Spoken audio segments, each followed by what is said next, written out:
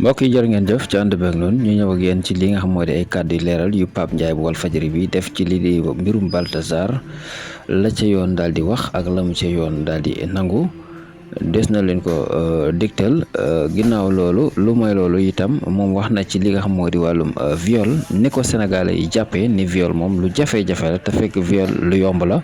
nit mën naa def viol sax te du xam ne def na viol ndeke waaye bu ngeen diglu Pape Ndiaye di leen ko gën a leeral bu baax a baax ñu may ko noonu. xam nga harcèlement doy waar bi mu doy waar ak garaaw gi mu garaaw moo tax loi bi daf ko délit. boo demee ci code pénal da koy sanctionné. dafa bëri ay façon nag. waa kay déjà lan mooy harcèlement lan la ñuy wax dafa am harcèlement sexuel. waaw mooy lan. harcèlement sexuel par exemple harcèlement sexuel mooy par exemple. mais est-ce que xam ngeen ne nga doxaan jigéen mu bañ ngay insister topp ko. harcèlement la dugg nga ci cadre harcèlement bu la porter plainte pour harcèlement da ngay am problème. nga doxaan jigéen mu ne la man damaa am jëkkër jabaru jàmbur laa terewul ngay continuer di message di insister bu la porter plainte dañ lay tëj pour harcèlement. dégg ngeen donc loolu jar na bàyyi xel de. yéen a ngi dégg ok am na góor ñoo xamante mën nañ ma ni non jigéen ñi dañoo baaxoo ñoom. kenn du leen doxaan première fois bañ nangu foog nga insister deuxième fois. looy insister non dañuy am na jigéen ñoo xam ne seen méthode la parce que dañ naan dañuy xool ndax dëggu na ci yow am na jigéen ñoo xam ne noonu la ñuy doxee. mais bu fekkee da ngay insister mooy mënoo wax harcèlement ba première fois nga kii leen am li nga bëgg mënta nekk mais dama ni jigéen boo doxaan mu bañ. wala nga doxaan jigéen mu ne la man jabaru jàmbur laa nga continuer di insister di message di woote di ko harceler bu la porter plainte pour harcèlement mën nga cee am problème. même bu jigéen tam bu ko defee góor. ñaar yëpp c'est valable. harcèlement la donc côté boobu noonu. nekk na ay mbir yoo xamante ne wax dëgg yàlla lu booy Badou dañ laa harcelé. xam nga ni la ñuy wax Pape man dama am benn question dégg nga ñëpp dégg nañu histoire Baltazar. Guinée équatoriale. léegi on parle de 400 vidéos yoo xamante ni seq na ko ak ay jigéen. te ci vidéo yi yiñ ci jot a gis des fois da ngay gis xale yu jigéen dañuy xool caméra bi wala am ci ñoo xam ne ñooy téye di filmer ak yooyu. mu leer la ni foofu mënuñu fa wax viol. léegi moom loolu noonu mën nañ ko ci topp. d'autant plus que nee nañu du moom moo génne vidéo yi. agent yi bi nu paree ci matériel am yi frère am moo ko jël moom moo ko jébbal influenceur bi. frère am boobu lañu war a tëj publier vidéo yi. moom lan moo ko mën a fekk ci yooyu vidéo parce que ci portable ordinateur am la ko defoon. waaw xam nga déjà loolu c'est vrai que actuellement nii moom yaakaar naa ne mooy nit ki gën a siiw Afrique. si. waaw ñëpp a ngi ciy wax. donc moom mooy PDD Afrique. waaw adduna moom mooy PDD Afrique. waaw PDD Afrique mu ngi koy. gis naa sax gars yi léegi créé nañ ci verbe. boo demee Guinée dégg naa créé nañ fa verbe baltazarisé. yow gisoo île bi. île Baltazar gisoo ko. waaw gis nga mi ngi noonu. naa la wan île bi créé nañ ci verbe baltazarisé créé nañ ci sax moo baltazarisation. xam nga mi ngi noonu daal. donc yu mel nii bu amee. scandale sexuel bu mel nii bu amee ñëpp di ci coow day jaadu ñu xool yan leçon lañ ci war a tiré yan jàngat lañ ci war a jël. ok boo xoolee affaire yi da nga naan on ne peut pas parler de viol parce que am na consentement. ñi muy tëddee ñëpp dañu maanaam bañu ñu mu leen di forcer. voilà mais nag. te gis nañ ni mi ngi leen di filmer. waaw foofu il faut faire très attention. parce que viol dafa bëri ay façon dafa am ñeenti loi bi dafa ne. ba muy définir viol dafa ne tout acte de pénétration commis sur la personne d'autrui par violence, menace, surprise ou contrainte. yooyu yëpp amu ci vidéo yi. non attention attention. non attends contrainte bi moo ma jaaxal. contrainte bi menace wóoruma. tout dafa ne acte bépp mbir boo xam ne yegg ci kaw jigéen boo xam da nga ko def mu ànd ak menace violence surprise wala contrainte. waaw xam boo seetaanee da nga naan par exemple ne amul gisuñu jigéen bu bañ ñu lay forcer mais est-ce que amuñ lu ñu leen menacé loi bi dafa ne bu dee da nga utiliser menace ba tëddee ko jigéen ki même bu ci d'accordé viol la. ok. loolu mooy viol article 320 code pénal bi muy définir viol dafa ne tout acte de pénétration de quelque nature qu'il soit commis sur la personne d'autrui par violence menace surprise ou contrainte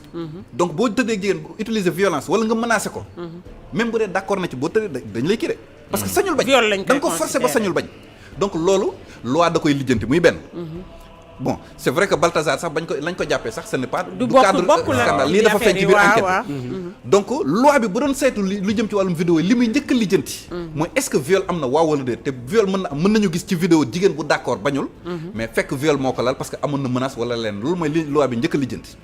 deuxième mbir bi loi bi njëkk a lijjanti mooy ki ñu tëddee est-ce que am na jëkkër wala célibataire la bari nañ bu dee célibataire la loi bi waxu ci dara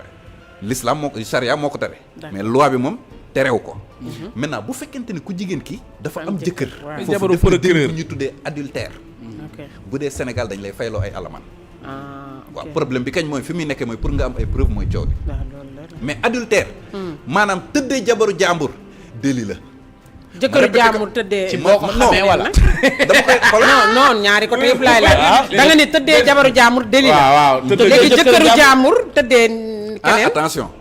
leeralal waaw maam célibataire bu jigéen fekk ku góor ku am jabar mu tëdd ak moom est-ce que délit la moom lay laaj du délit lu tax du délit attention way li tax du délit mooy ku góor ki am na droit am ñeenti jabar te jigéen bi benn jëkkër loi bi doxal bi ça n'a rien à voir ak l'islam bi non pourtant tënku nañ fa am na yoo xam ne dañ faa tënku waaw d'accord ba tey ñëwal doxalal waaw li may ma ni mais bu fekk dafa signé benn jabar nag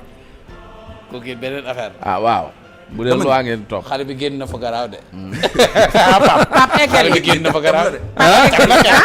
xale bi génn na fa garaaw de teñ ko tem la kay ko ba jeudi xam nga li ci li léegi leneen liñ ciy wax waaw liñ ci war a jàpp liñ ci war a jàpp daal mooy maanaam tëddee jigéen boo xam jabaru jàmbur délit la loi bi da koy tere loolu na ko nit ñi comprendre noonu maintenant am jabar ba pare di doxaan loi wu Sénégal terew ko te du délit waaye am jëkkër di am far loi bi da koy tere ma répété ko une deuxième fois am jabar di doxaan loi bi terew ko mais am jëkkër am far loi bi da koy tere loolu li tax ban délit la loolu voilà loolu foofu laa bokkul ak bigami de ndax bigami takk la waaw loolu adultère la mais adultère la toujours adultère day dugg ci cadre adultère en fait adultère mooy nga séq ak moom nga tëdd ak moom maintenant li tax loi bi terewul am jabar am di doxaan wala am jabar am coro parce que bu fekkente ni polygamie loi moo ko daganal góor mën naa takk jabar ba ñeent te wax dëgg yàlla jabar bi tey doo xëy rek ñëw takk ko foog nga nekk moom xam jikkoom xam ndax kii ay na ci wàññi wala ndax ay na ci néeg bi wala ay na ci kaw lal bi waa léegi juste rek une dernière question xam nga ci Balthazar moomu yoon est-ce que mën na ko topp parce que maa ngi dégg ñu naan dafa kii VIH Njaay li wax garaaw na de yaa ngi koy ban jikkoom romb na baal ma jàll yow waaye topp bul am na koy takk il faut nga xam jikkoom moo tax ma koy ban jikkoom li mu waxee romb na jikko parce que foog nga xam lan la mën na topp foog nga xam nu mu mënee ci lal néeg bi la wax yaa egg ci lal bi oui ma non loolu la faar de Njaay loolu daa garaaw de Njaay weddu Njaay bu fekkee ne ki ngay labat pour takk ko mu weddil ko garaawul xaritam la rafetal rek non bay ma bu dee ki ngay labat pour takk ko xale la bi tey baal topp ka